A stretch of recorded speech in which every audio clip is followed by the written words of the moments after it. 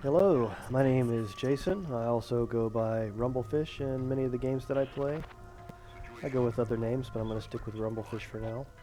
And today I'd like to welcome you to my series, Early to the Game. I call it Early to the Game because typically I am late to the game. I tend to wait for games to be out for a while and go on sale before I buy them. One, to save money, and two, because there are plenty of other games that have preceded them that I can usually get for less, and I'm more than happy to spend time playing. So it's unusual for me to buy a game upon release, and even more unusual for me to buy a game before it has been released. Okay, I'm trying to do an introduction here, and all hell's breaking loose over here with some cops shooting at each other. Well, this is a stellar intro to the video I'm about to make. Why these cops are shooting each other, I have no idea. But we'll just wait for them to kill each other off so that I can do this introduction uninterrupted. Alright, come on. There's that one guy who's shooting at both of you. Take him down. He's right in front of you. Finally. Are you two going to start shooting at each other? Okay, it would appear not. So, let's go back. As I was saying, yeah, so this is a very rare occasion for me to get into a game before its release. I've played a lot of games that I got invitations into the closed beta, but it's been a while, and I've not found a game before that I was willing to pay money towards to get into an early access version of the game. So that's kind of what happened here. I was on Steam, and Steam recommended some games for me to check out, and I looked at the list, and there was Satellite Rain. I had never heard of it, so when I clicked on it, I was pleasantly surprised to find that it is a Cyberpunk game in development. I have long been a fan of the Cyberpunk genre, and have been disappointed by the fact that no big studios have ever really explored Cyberpunk and made a game to fully realize its potential. And I have not played every Cyberpunk game that's come out, but that's largely because the few that came out prior to, I'd say, 2013 just did not look interesting to me. The first one that I played and I actually enjoyed was Shadowrun Returns by Harebrained Schemes. On Kickstarter, I'm also backing Shadowrun Online, which will be, as the name implies, an online game, so it will be more geared towards PvP and co-op missions, though I do believe you can play single-player missions you will be able to play single-player missions as well when it is developed and released. And there is a third game called Cyberpunk 2077, which is due out at some point in the future. Don't know a whole lot about it other than the fact that they have made a kick-ass cinematic that if you have not seen, when you're done watching this video, go do a search for Cyberpunk 2077 and you'll be able to see that cinematic trailer. But what sets Satellite Rain apart from the Shadowrun games, or Shadowrun Returns since it's the only one that's currently available? Well, really what sets it apart from both Shadowrun games is both of those games, when it comes down to combat, are turn-based. So, since this is a RTS game, it is the first Cyberpunk RTS game that I'm aware of, and RTS games are typically a lot of fun. What's interesting about it is that from an RTS perspective, normally you would have a squad you'd create, or have a squad of people or vehicles or whatever that you would select, and then you'd click and tell it to go do something, and it would move as a squad and execute that order. What's different about Satellite Rain is that you have, instead of squads, you have 4 individuals. Well, we only have 3 right now, but I'll get to that in a minute. You have 4 individuals who you put together to form a squad, but you could also break them up and send them off to do individual things, or team them up to go execute certain orders. Oh, good lord, seriously? What is up with these guys? This is the downside to introducing an early to the game series with a pre-alpha version. I don't know what is up with these security guards, but I'll tell you what I'm going to do. so that I can actually finish this, I'm going to move these guys out because I'm tired of hearing gunfire back there. So yeah, well, let's just dive right into it since I'm already moving, and I'll start talking through some of it. I'm not going to I won't really call this a full gameplay series because I'm not going to make you watch as I tediously run around the city and do all the things that need to be done. I'm going to edit this so that you don't have to sit through more of the boring parts, but we'll start right here. I was already talking about the people. Our first mission, which actually this is telling me I need to accept, so I'll look at this real quick. So I do like how in the menus it's kind of retro looking. They've gone back and then just made it simple, you know, kind of greenish text. So from a Cyberpunk perspective, I do like that retro look, although it might be a little too retro for my taste. And again, this is something they could polish up in the final version, but it's functional for now, so not too much criticism there. So my first mission is basically to get my fourth character, and he is currently being held in a police station, and that is the soldier class. That is this guy right here, which I do not have. So this is where we're going. We've got a ping on the map to know where we're going.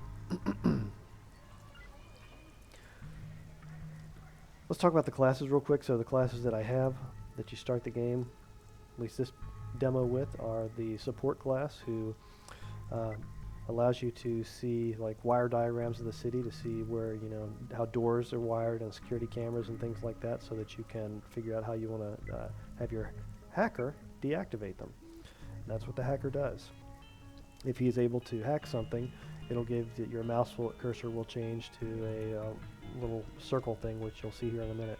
And you can tell if he's able to hack something based on his skill versus the thing he's hacking. So right now my hacker has a skill level of 1 because I just started out. And you'll notice that on this terminal right here it has 2 little white lights. That indicates that it is a level 2 device, so I would need a level 2 hacking skill to actually hack it. But for now, since we just came out of this alley, what the game wants us to do is, and this is the hacker mouse cursor I was referring to, the game wants us to use this item right here. This, I believe it's called a cloning station. In this demo of the game, these things are placed around the city, and you need to find them and activate them to basically create different spawn points, so that when you die you can come in at different places. Otherwise you always come back to this location. And the city, see how much of the map I can show you. The city is pretty large, so this is where we're standing. The city's pretty big, so if you have a mission up here and your guy spawns in way down here where we are, you know, the fight could be over by the time he gets there. So in the final version of the game, I would expect and certainly hope that these cloning stations are deployable things, that you can carry them with you and put them where you want, because right now they're not always conveniently located. But anyway, we've activated this, so let's move the guys out. And as we run, we'll try to take a look at some of the environments and artwork in the game, so you can see how impressive this really is. One thing as we're going here I want you to pay attention to is when we run in front of lights. Alright, come on, there we go. When we run in front of lights, you'll notice like lens effects, as if we're looking down from a camera on our characters, and you actually get drops of water on the lens, which is a pretty cool little effect, I think. So you can see some of it right here coming in from this large advertisement here.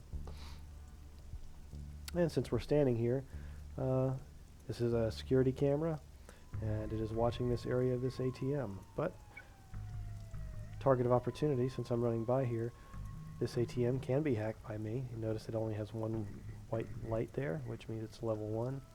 So the question is, can I hack it without being seen by the security camera? We'll wait till the security camera starts to look away. Oh, I started too early. The camera saw me. That's okay, because we're going to be gone long before any alarm kicks in.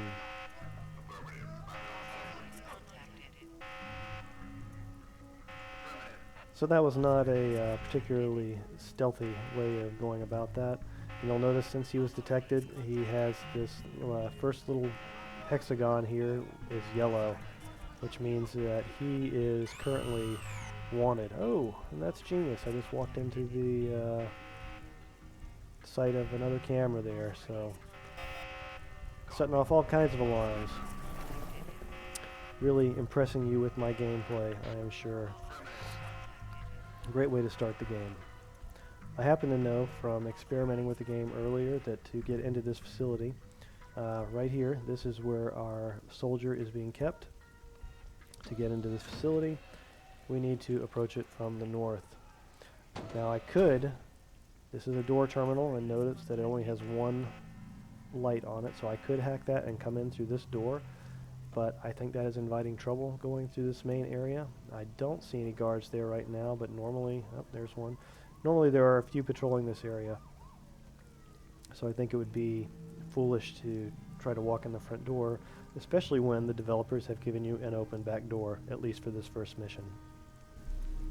We just need to run up these stairs and walk in this open door, and we are inside the police compound, which makes this perhaps the easiest police station to break into in the world. But I'm not complaining because I love that little animation right there, how they sneak along the wall. But I'm not complaining because I need my soldier to give me that extra firepower for when I find myself in a firefight, which, believe me, is not too distant in my future. Okay, from here I think I'm just going to move out with the hacker. Notice that since the support and infiltrator were actually seen with the hacker, they are now have wanted levels as well, whereas previously they had done nothing, but they've been consorting with him. So, oh, and I think I got distracted earlier. Yes, the other class that I don't ever think I got around to talking about is infiltrator, who I'll get to more of what he does later when we get into skills. But like I said, right now our hacker needs to go set our soldier free. So the hacker, what he wants to do, I want to make this a stealth mission. There's not that many guards walking through here. You can see them by the flashlights that they're using.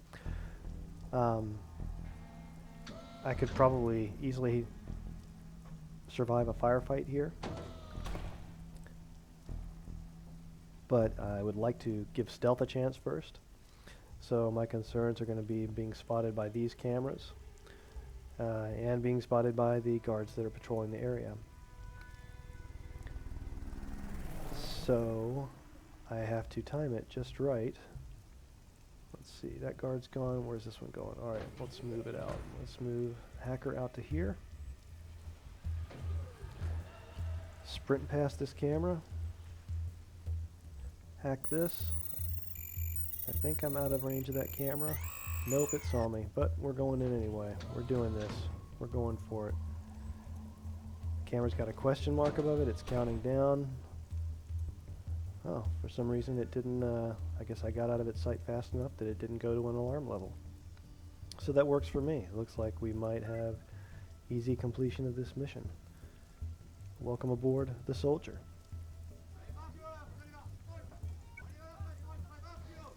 Hacker needs to open the door again to get us out of here.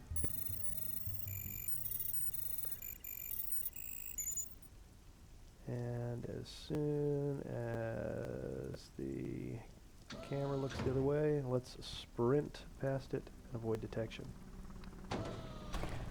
So, on the subject of sprinting, you'll notice you have the two bars over each character's head. The red is, of course, the health. The yellow bar is basically your sprint bar. I would call it stamina or something like that, but it's basically for sprinting.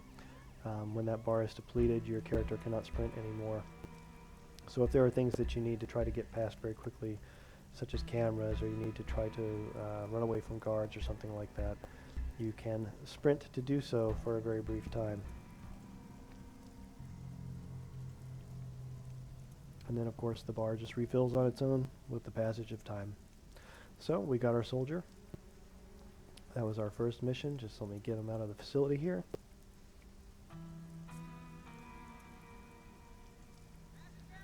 We'll come over here and park him in this little square, since that looks like the kind of place that people hang out, and they should hopefully raise no suspicion there. They don't have any guns out or anything like that. So that should be a mission complete. Let's take a look. Here we go. Excellent work. Looks like the band is back together. So we managed to also get our hands on a prototype weapon on the way out. So let's see what that was. An SMG. Excellent. Just what I wanted. You get different weapons each time you do this. I got a lot of shotguns, but I prefer the SMG. So what I want to do for the SMG is research it.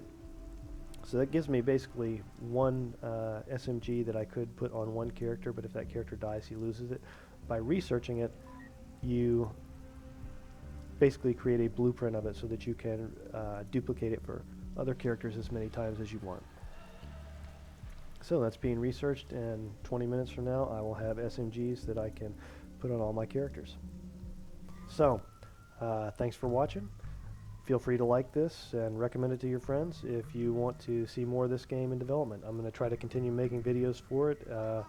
Don't know if we're going to see any more content added to the pre-alpha release demo, but I'm going to be watching this very closely up until it is released for everybody, or rather the final product's released. Anybody can go on Steam right now and buy exactly what I have here, and basically your money goes towards developing the game.